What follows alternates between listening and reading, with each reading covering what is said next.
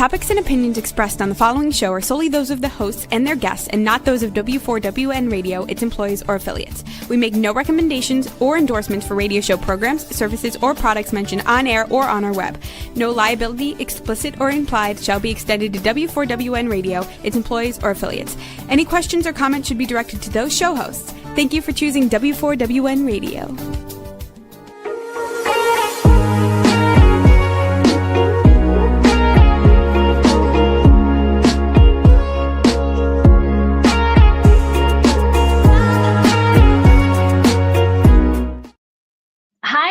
Welcome to Chasing Purpose. I'm your host, Kathleen Connor, and I am so glad that you're here today. If this is your first time, welcome through the door. And if you've been here before, glad to have you back. I hope you stay a while. Anyway, I am excited. I have our friend with us today. Amy Harrop is with us, and Wendy is here with us today, and she is phenomenal. She does a tremendous amount of things. She owns a Airbnb and an event center in Bolton, Massachusetts called the Phineas Wright House, and that's an amazing adventure for her. She runs her own podcast, which is Say Yes to Yourself. She helps women find themselves, reconnect, and reinvent themselves. So I'm excited for her to be here today. Thank you, Wendy, for joining us. Are you here? I am here, and it's my great pleasure. Thank you. Yeah, sorry about that. So we have a great topic. Wendy and I have talked over the last several months. We've become fast friends. We have so much synergies and history together, not in alignment with our experiences, but in timing. We've experienced things at different times, but the same thing. So it's kind of ironic what we have. And today's topic is one size doesn't fit all, and it's really a great topic, and I'm so excited that you're here today, Wendy. It's about when life stops fitting you and what that means and the difference between like a hard season and a wrong fit. So if we can talk about your experience and what happens when we outgrow not only our lives, our partners, but also our careers and our friends and everything. Let's talk about that a little bit. Oh, it is one of my favorite things to talk about. And it's so fascinating because in my work with midlife women, it seems like we come to this awareness, or we have this awakening that nothing works anymore. And it feels like it kind of comes on suddenly. But then as we look back, we see that it's kind of been a slow burn. And as I've transitioned through that messy middle myself, I learned so much along the way, primarily about myself and what it means to say yes to myself, to put myself first, which I can hardly even say those words because it was so outside of my conditioning.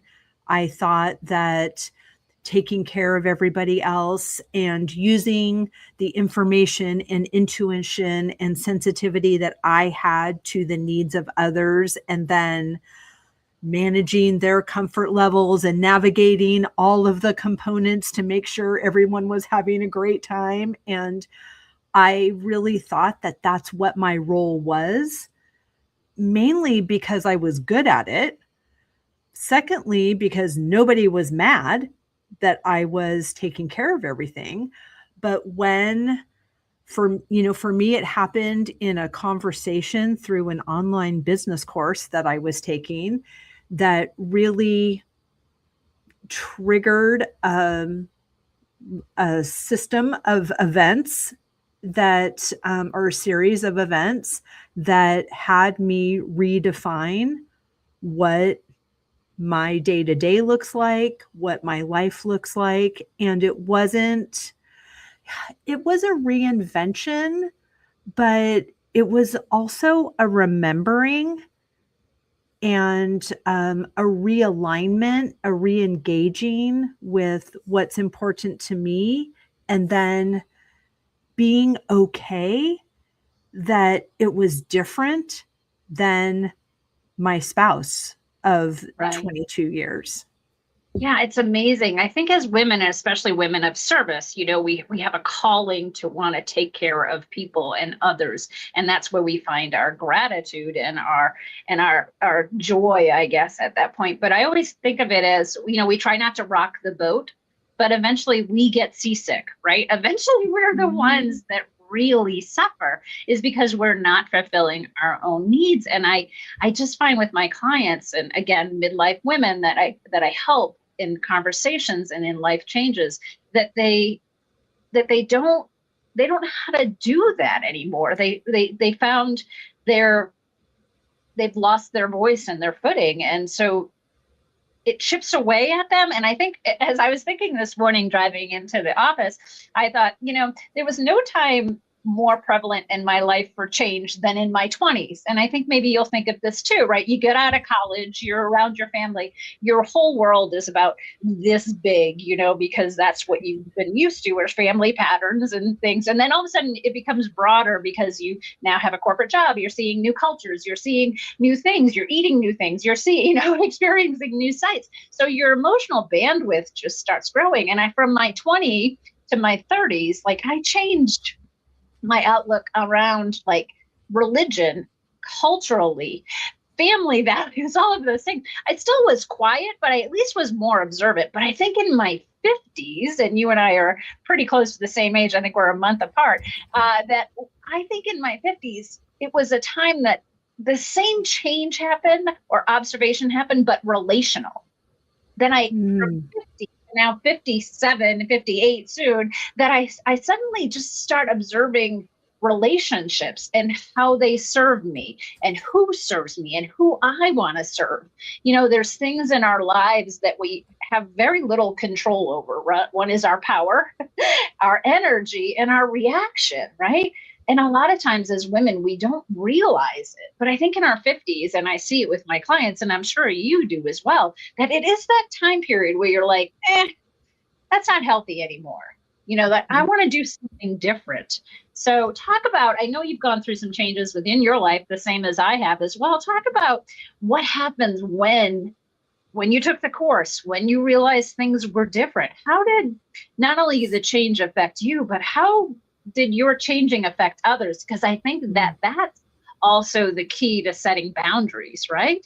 That's such a beautiful point. And as you were sharing those different segments of our life of in our 20s and then moving through, and I wrote down that those evolutions were really guided by other people's guidance. So we grow up in our families, right? So we're just doing what we're supposed to do, and we're good girls. What they believe, eat what they eat. That's right. And we're good girls, and we both have backgrounds in organized religion, and we were just taught and conditioned, and again, no one was mad that we were compliant. And then we go through college and we get jobs and we find husbands and these things, and it's still another person or entity or force that is guiding what's next for us. And again, I went very willingly, and I had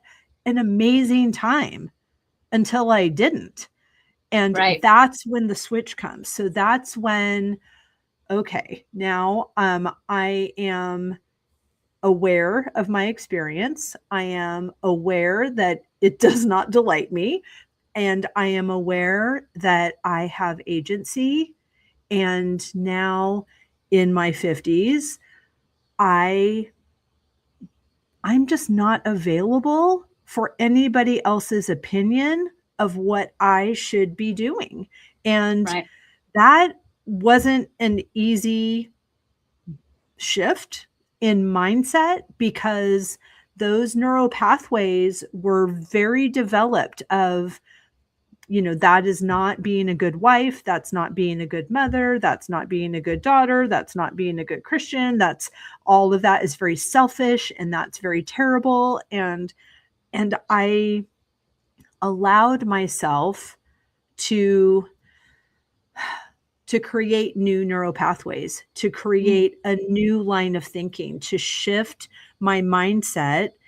And it felt good every time I affirmed this new way of thinking. And what it did for me in that course, I mean, and it's a business course, and yet it changed my whole life spiritually, professionally, and personally. It just changed everything. And although the woman that was selling the course was talking about Instagram strategy and getting paid to do what you love and all those things that make you push a button and sign up for it. And then the first few weeks was all about like inner child work and this healing of past wounds that have created these ways of acting that are no longer in service to us. And that is not something I would have signed up for if that's what was on, because I would have thought, oh no, I'm good. I'm happy. I'm great. But she said, and I may have said this when we chatted a few weeks ago, she said, nobody is sitting around thinking of ways for your life to be better. Right. Like, you don't need to get anybody else's permission to live the life you want. You're her. You give yourself permission. And that was such an incredible light bulb moment for me. I had no idea what it meant to have agency. I had no idea what it meant to be giving my power away all the time. Again, because I wasn't mad about the way that my life was going. And I think my parents and my husband and my church and everybody that was in charge of me were all well-meaning, but it just, it worked until it didn't. Right. I think a lot of it is about, again, I think our personalities as well, and women in general, we tend to not want to disappoint. And when in relationships, we tend to not want to disappoint. We don't want to rock the boat. Again, I'll use that metaphor. But I also think that when you become, and it's not like a midlife crisis, you just stop. And it's not that you don't care anymore. You just care differently. And that's what I've decided, that's, you and I talk about phrases or things we try to bring into our world. And I'm never in my relationships, I'm not looking for more. I'm not looking for more. I'm looking for different. And so if I have to treat somebody differently, right? Because I can only give so much. I can't give more to something that isn't available for me to give, but I have to give differently, right? If I am receiving the same pattern from somebody, the only thing that can change is my reaction to it or my behavior, right? I can't fix somebody else. I mean, we can certainly help, and we help our clients on their path identify how they can help themselves fix themselves, but we can't do the work for them. I mean, that is right. When they come to us, they're not looking, they may start with, I want more. I may want more life. I may want more challenge. I may want more this, more that, but really what they want is different. Really what they need is different. Because I have a client that said to me the other day, now she's been married twice, and her first husband, she was talking about that they grew apart. Again, that emotional bandwidth, that baseline that we talk about, that they grew apart and that he didn't change. And now her second husband, they're having some issues because he has changed, right? So I said to her, so you didn't like that the first one didn't change, and now you don't like that the second one did change. So what, I was talking to her about her adaptability and her awareness to see either the non-change or the change and what she does about it, right? Because what's happening in her marriage is that in her mind, it could be working, but in his mind, it's not. So therefore, it's not, right? If it's working for one person, but not for the other, the sum is that it's not working. Right? So those are things that I just find, the emotional bandwidth. We've talked about it before, how experiences and being around other people, and you talk about influences like your parents and your family patterns, and then your partners and your church, all have influence on us. But as we're gaining education or knowledge or change through someone else's eyes or through their experience, and we're adding it to ours, our emotional bandwidth or maturity changes, right? Our frequency, right? We therefore, and as we talked about before, and as we all know, things that don't serve us can fall away, even if we want to hold on to them. I mean, I have relationships, as you do. I call them my friendlies, right? I have a million friendlies, right? But I probably only have 2 or 3 true friends that know everything about me, right? We have a lot of friendlies. And so we have to appreciate that we can't have the same relationship with someone we went to elementary school with or college with that we do now, because our life experience has changed. Our maturity, our emotional bandwidth has changed. Yeah, that's so fascinating. And I think the biggest shift for me and what is making all of this work is that I did shift my focus to my own experience. And again, it was countercultural for me to do that. But what it did, I thought that, I mean, as a high functioning codependent, like I just thought, you guys can't even take care of yourself without me here. So if I stop taking care of you, like what's going to happen? This whole place is going to burn down. And what was happening was it was a distraction from me doing the things that were in my heart. So I keep looking up because I had this sticky note, because once a concept or an affirmation or a quote really resonates with me, I put it where I can see it. And I was working with a coach and she said, Wendy, you need to own your experience. And in that, she meant, like, she would say, well, what do you want? And I'd say, oh, well, my husband, this is really important to him. And I want to make sure that this is in place for my daughter. And she was like, no, what do you want? And so this introspection and this discovery and curiosity with permission to do that was so helpful to me. And then in owning my experience, it allowed me to allow everybody else to own theirs. And then as I did that, the perspective that I had as I'm being curious of what's important to me and what's next for me, and how that is really not going to work in the confines of my marriage. So what happened was I took this course. I found out I had agency. I found out I was the person that gives herself her own permission. And that was the beginning of 2020. So then now I'm like trapped in this creative incubator called the pandemic that has me growing and evolving at an alarming rate. And I'm doing that in community with all of these female entrepreneurs that I met in this class.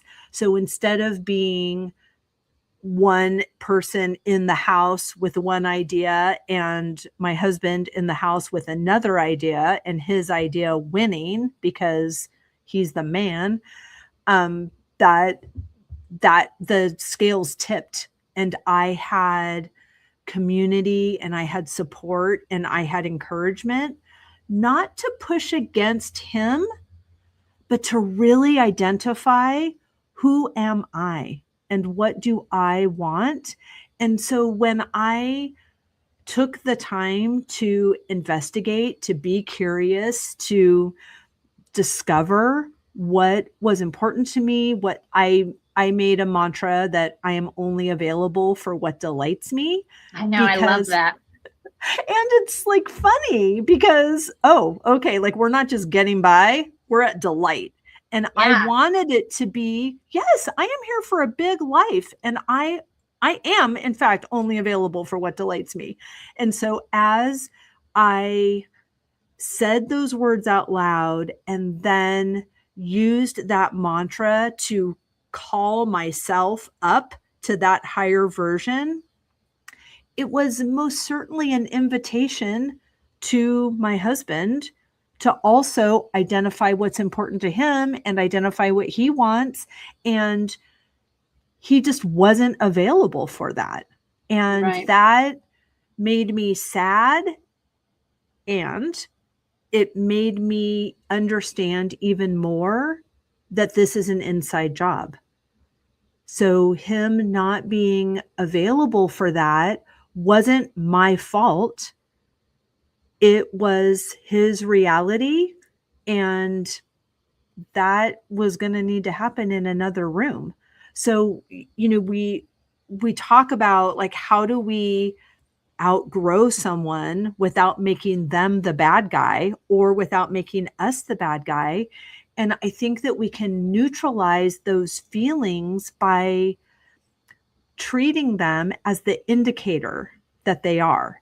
For example, if we're driving and we look at the gas gauge and it says empty, well, we don't put a happy face sticker over the gas gauge because we don't want to look at that. We just want to be happy. And we don't fall apart and think, oh my gosh, I have to sell this car now because it doesn't go anywhere. Like, no, we're just going to go get more gas. It's fine. It's just an indicator. So even in the example that you gave of your client who husband number one didn't change, husband number two changed. If that is not okay with her, like, I just think we're allowed to complete. If something isn't in service to us, we can complete. And I know that is very like, what? You can't just keep divorcing everybody that you don't get along with. And I'm not talking about not getting along, but if this is no longer working, there's no prize for a really long, really miserable marriage. Right. Yeah. What I also think is that, I think because we evolve and we grow, and that's what we're supposed to do as human beings, right? We're supposed to be curious and learn, that we don't always stay matched. That's the word that I use, right? So we don't always, I was married, right out of college. And so he had the same traditional background. We grew up in the same city, all of those things. Our lives were, he could have been a brother. I hate to say it, but you know what I mean? Like, our lives were so parallel of our experiences. And then I started to experience different things. I started to see different cultures, experience different things, all of that. And so did he, but he didn't take it as deep as I did. So therefore, even though we matched at some part of our lives, we suddenly didn't match. We suddenly became, that emotional baseline. So when I was out of college, my emotional baseline, based on my peripheral vision of my family and my, home and college, was probably like a 5. Right. That's still good. People can function at a 5 emotional baseline. A lot of people do. It works hard, but they need to be matched with somebody who is a 5, right? Or close to a 5. So then when I started to move up to a 20 and he had the opportunity to move up as well, he couldn't keep the capacity. He couldn't stay up.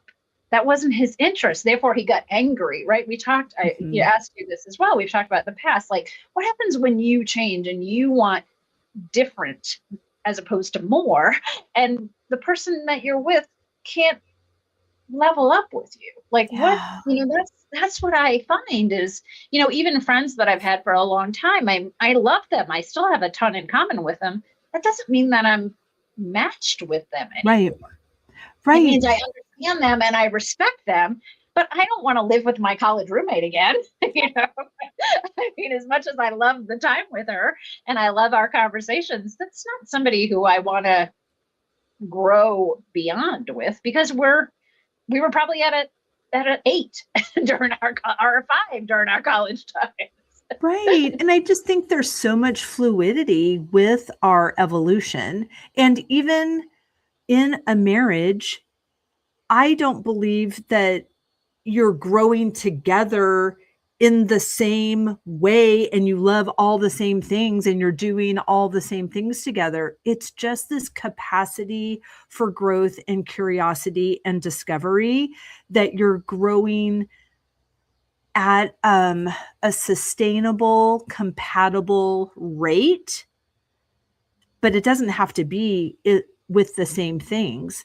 And I think there's also just so much to personality, to how we're built, to our human design, our Enneagram numbers, like all of these things that I didn't know about, but in retrospect, I can see. So I Right. am a person who I'm a generator. My human design is a generator, which means like I can go and I have big ideas and I have the stamina to make them work. And sometimes I stay too long even because I have the stamina to make this work, and I get refreshed by sleeping.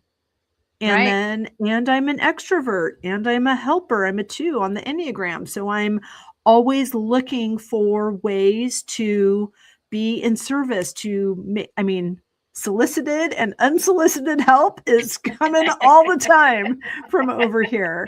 Always, And always wanted. right. And then my sweet husband, who's introverted, who I'm fairly certain is a 5 on the Enneagram, which is like that's a person who finds emotion to be very risky and very unpredictable. And they can be stingy out of fear and lack.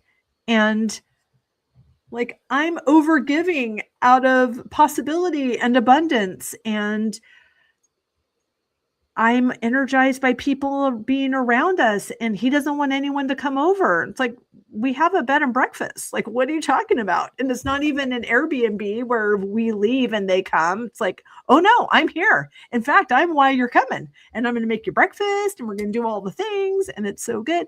And it just wasn't a good fit. And I think for me, I could see that just more clearly because I was evolving. I had a better perspective. My view was better from up here. And I had so much compassion for him. And he just wanted everything to go back to the way it was. And I wasn't available for that. But at the same time, I didn't want him to have to turn into the spiritually evolved person that I was. I really believe that my courage set both of us free. Mm, And nice. he's so happy now to not That's be great. here. And I'm so happy now that he is not here. Like everybody's winning and he is still the same as he was. And that's great for him. If it's working for because there's him, no it's pressure fine. in him. There's no pressure for him to rise. Not again, I don't not that he was lower, but to be a different base. There's no Yeah. pressure in that, right? I mean, it's like relationships that I have had that, somebody is angry all the time or, or wants to motivate people through emotional withdrawal. That's not motivating. That, misery loves company. So yes, you can go down very quickly with someone who is unhappy and who is unfulfilled or has a different baseline, and you can stay there. But if your purpose isn't to be there, you're going to want to tick up to where you enjoy people in your life. Right. And one of the comments you made was, and I think I see it a lot, and I'm sure you do too with your clients and your experiences, is I find that because women are generally like caretakers and providers as far as like homes and services and being the one who takes care of things. I find that most of some of the social circles that I'm in the periphery of or involved in, when I say like, hey, tell me about you, they always answer, well, oh, the husband, hey, what do you like to do? And then they answer, well, it's never about them until I drill down and I say, no, tell me about you. Tell me about, hey, how did you enjoy that trip? Oh, this person, Al liked it and we did this and Al likes to golf and you're like, that wasn't my question. So, as women, we kind of, and as you spend time with people and you absorb their experiences or their being, sometimes our relationships, we can start as two people, but become one, right? Like I have a great friend. I love her to death, but I hardly ever refer her to herself because she's always with her husband. Mm-hmm. And if that is working for them, hooray. So more power because they match. It's like it's a part of owning my experience. It's like, yes, I want the highest and best for everybody. And I have retired from the job that made me think that I knew what that was. And I am focusing on myself, what feels good, what is in my highest and best. And I know that when I don't feel good, it's an indicator that I'm pointing in the wrong direction. I can move over here. Our emotions are our internal guidance system. And it seems, oh, that's too easy. That can't be the way it is. Or I can't just worry about myself feeling good because who's going to take care of the kids? And taking care of your kids can help you feel good. So you're going to take care of your kids. Like, it's just coming at this shift in perspective, this change in behavior, and this new way of thinking. There's a lot of arguments against it from people who have not tried it. Yeah. So right. like you can, and I do not need anybody else's validation to live this beautiful, rich, dreamy, fabulous life that I am living. And But it takes a long time for people to get to that point where they're not seeking outside validation. And I think that was my 50s. I think that was, I knew I wanted something different. I knew I was feeling something different. I knew my tolerance level was different. Not that I picked fights, but I just didn't get triggered the way I used to. I just didn't want to get involved. And in the same way, again, different as opposed to more, right? So it's those kinds of things that I feel that I hope our culture is changing, where we're not continuing the same patterns that we were raised in, the traditional relational patterns that we were raised in, that we're more about the relationship than we are the role, right? That we suddenly feel free because we're not labeled as the wife, the house, the house mom, or, housewife, or, that we trying to juggle everything. I think that I feel this shift coming, and I hope that it gains momentum, and it's about who we are as individuals and as people. And that collectively, as you say, we can take care of our kids, we can be really good at it, but we have to take care of ourselves first, right? If I'm not feeling well, if I present stress or receive stress and then present it in a way that's unhealthy, my son is going to experience that. Yeah. So I have to figure out how I receive things in a healthy manner, and say I'm not going to receive things in an unhealthy manner anymore, right? The tolerance level, and do it with care and compassion.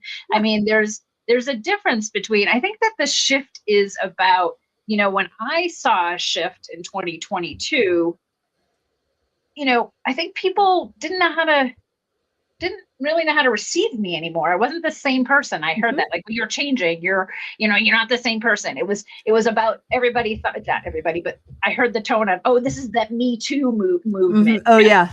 That's my ex who was like, oh, are you woke now? Are you speaking your truth? Like, oh my gosh, you're so offensive. And yes, yes, I am. There's not your truth. They have to label it as something so that it feels that, yeah, so it feels okay for them, because I was the one that was changing, and they had to understand it in a way that it couldn't come from me as an individual. It had to come from something I read, right? Right. And I think that's where, so for me, this whole shift, the support system that has held this new way of living and thinking and being is my commitment to my spiritual practices. So I have a morning routine. I get up at 4:45. I drink coffee, first of all. I journal, I meditate, I read, I move my body. I'm doing these things that are cementing and creating these new neural pathways and these new thought patterns. A belief is just a thought we keep thinking. So if we change our thoughts, we're going to change our beliefs, which is going to change how we act, which is going to change our experience. And so it wasn't about convincing anybody else, but it was knowing so clearly for myself what my path is, what my next step is. I don't know what the next year is going to bring. I just know what today. What is my role in this today is what I am asking God every morning. Like, just how can I be of service? And knowing that the universe is conspiring on my behalf to bring everything else that I need. But that personal alignment even allowed me to be in the room and have someone say, "Oh, are you woke now? Are you speaking your truth?" And not be triggered, because Right. it's like I'm watching it on TV. I'm not available.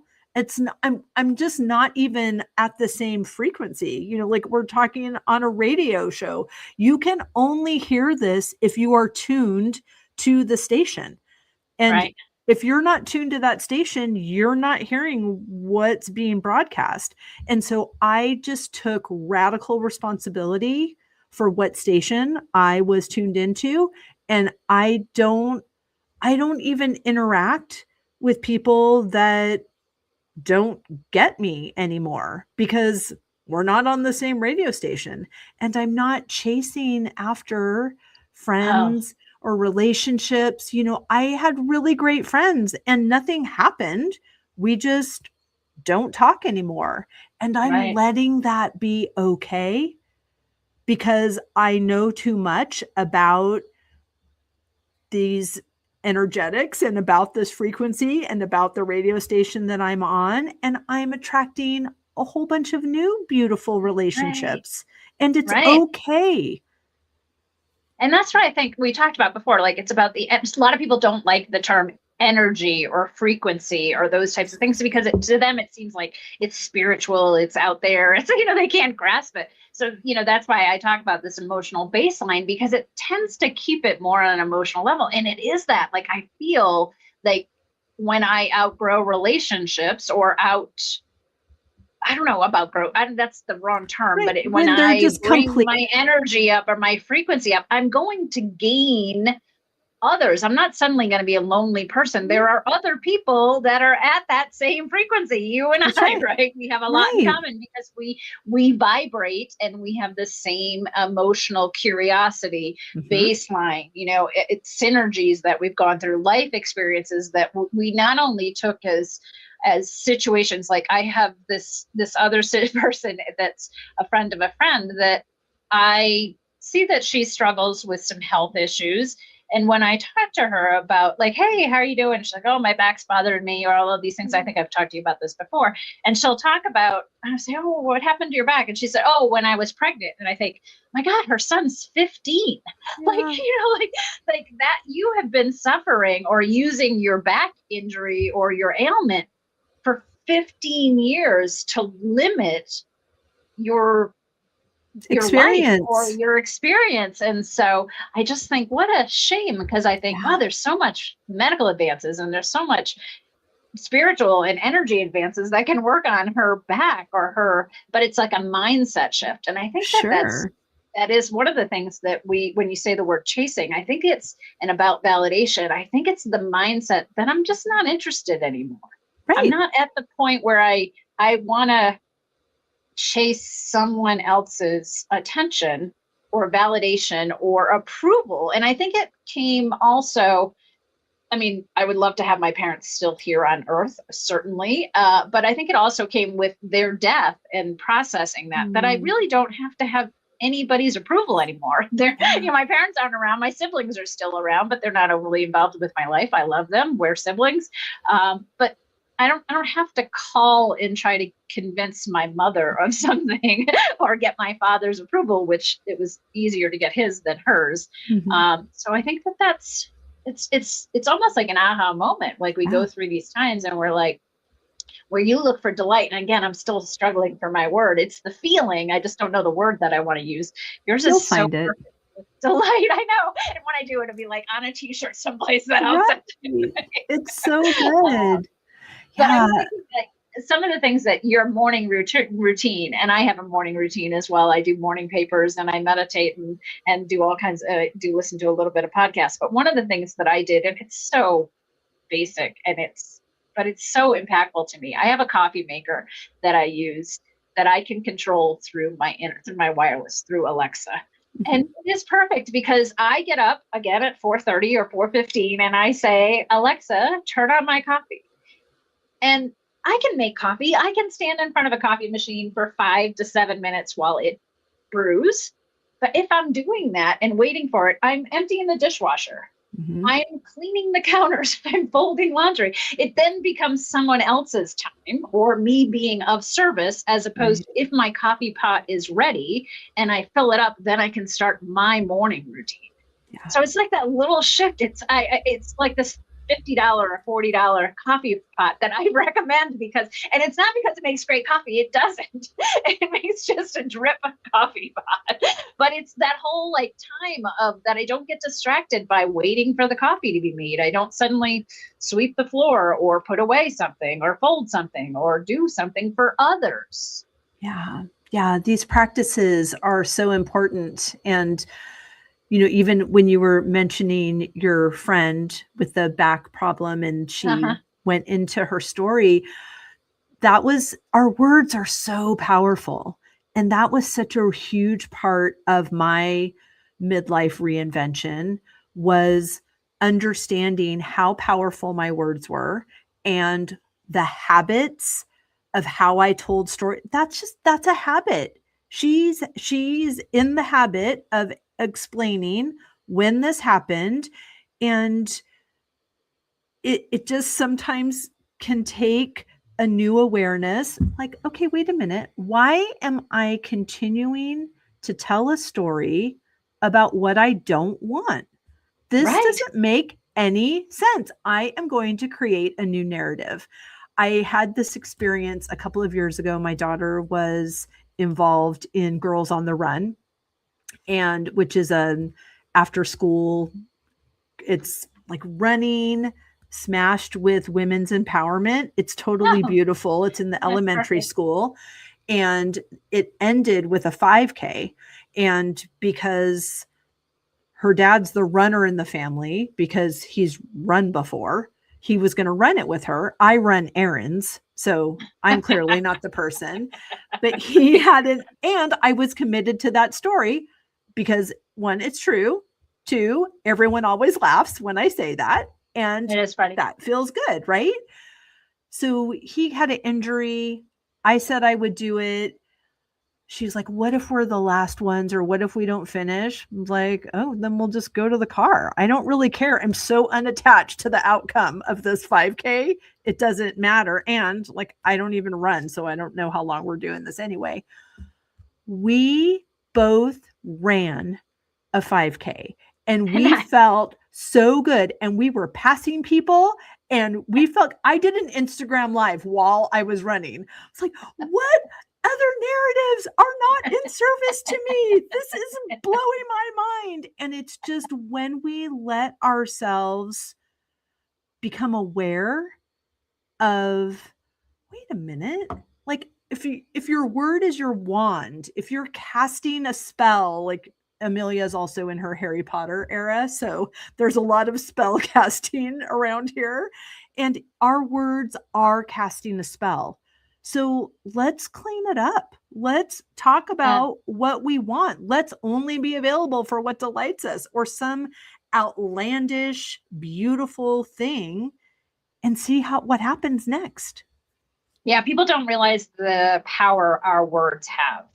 Even in writing, I hardly ever use the word just, because I think it's so limiting. Yes. Right. I think it's, so limiting. I was with somebody just in the store, and I was like, hey, so what's your role here? And he said, oh, I'm just. And I was like, no, there's nothing about you that's just. Don't limit yourself by that. And it was like, it stopped him, and like, oh, because it felt like it's a habit. Habit, but it's also very self-critical, right? Totally. It's also like your internal mind, like, oh, I'm just a store clerk. I'm just a waiter. No, those things are important. That's empowerment. We couldn't do things without people serving other people and doing it for the purpose of them. So. And that's such a great practice. Even if anyone listening just tries to monitor how often they say just, or how often they say, oh, this is going to take a minute, or just real quick. I just wanted to ask you something real quick. No, I have a question. Right. Or what gets me, and we've talked about this before, because I know it's one of my nagging things that I listen for, is when people use the word fine. That just gnaws at me, because I use it as an acronym, which means feelings I never express. So whenever I ask anybody, how are they? And they say fine, I always think like, that isn't even an emotion. That's not even like, explain that. You can't be fine. Fine isn't even a word. Like, I wouldn't want to be described as fine. I wouldn't want to describe a partner or food or anything as my house is fine, my job is fine. It's so boring and shallow, in my opinion. What do you say in response? I'm going to start saying, oh my goodness, I'm so sorry. Tell me more. Yeah, I just say, whenever I hear it, I say, oh, really? No, let's describe it differently. You're much better than that. Like, let's really think about what, and I say, fine to me is feelings I never express. And so they always think like, oh, and I say, so you have to have another emotion. Think of another word that how you feel today, you know. Right. Or like when women get compliments, I see it mostly with women. We've talked about this before too. When we get compliments, we always justify it. Like I could say, oh, oh my God, I love that animal print. And instead of you saying, oh, thank you, I love it too, you would say, oh, I bought this at a thrift store, or I bought it at Nordstrom. Like, you would make a justification of why you're wearing it instead of just receiving the compliment. So I'm also very attuned into how often women, again, deflect compliments, you know, because we feel like we're undeserving of them. And it's a habit. Like, maybe we're in a hurry and someone asks how we are and we say fine, because we know they really don't have time for us to tell them how we are. And we're passing in the corridor of an office building. Like, we don't even know each other. So fine is all you're going to get anyway. Right. But I think being mindful of how powerful our words are and creating these new habits, like you said, when we get a compliment, we might even change what we say. Instead of saying thank you, just, oh, I received that. Yeah. And also giving compliments. I think that we're a society that doesn't give enough of them. We don't give enough grace, I think. We don't give enough compliments and just eye contact. I mean, everybody's on their phones. I get it. Everybody's got the ear pods in. I get that too. But, you know, just to stop and be like, wow, you look amazing today, or what a great smile. And I try to compliment people on their features instead of their clothing. You know, I'll be like, oh my God, your eyes are beautiful, or that's a great hairstyle, because they have that with them every day, where this shirt or sweater might only be worn once a month or once a week, right? So I try to also bring it to something that's personal to them, so that they can feel it, hopefully get inside of them, because our voice is so critical. Right. And it starts with how we treat and talk to ourselves. Yeah. Our inner voice is very powerful. And if we tend to hear it negatively, it can have a really negative impact, not only on ourselves, our body, our health, but also how we project out to our kids and our partners and our work and our coworkers and all of those things. And people don't want to be around somebody that's negative all the time. Yep. That radio station is playing the song I don't care for. Yeah, I want to change that dial. Right? Those are perfect things. Yes. So Wendy, I love our time together, and I hope that you'll come back. Like I offered prior to the show, I'd love to see you back once a month. We have a great time together, and we have great topics that we talk about. And there's so much more. I feel like we just scratched the surface of this one. So maybe we can label it. And I'd like to maybe next time talk about how we can teach our children and others around us to be more empowering within themselves. I'll have to give some thought to that, on how we do that and have that conversation, and not only how we're taking everybody's perception or experience into us, but how we're also projecting it out and giving it to others, and how we can do that better. Yeah. Well, words don't teach, life experience teaches. Yeah, well, yeah, it's all powerful in what our experience is. And I love the things. I just actually came across the human design. Someone recommended it. So I just actually ran mine when you said yours. I just thought, oh, I just ran mine last night. I'll have and to what are you? I couldn't, something, an Are you engineer, I have to look you're at. a manifesting generator, I bet. Oh, that's what it is. Yeah, generate. It was definitely a generator or Okay. something along those lines. So I'll send it to you and let you know. But we'll talk about that too. That'd be great. So anyway, I appreciate listening today. I appreciate. Thanks for showing up here for yourself. I appreciate you being here. And until next time, until then, keep chasing your purpose. I appreciate y'all. Thank you very much. Thanks, Wendy. We'll talk to you soon. My pleasure.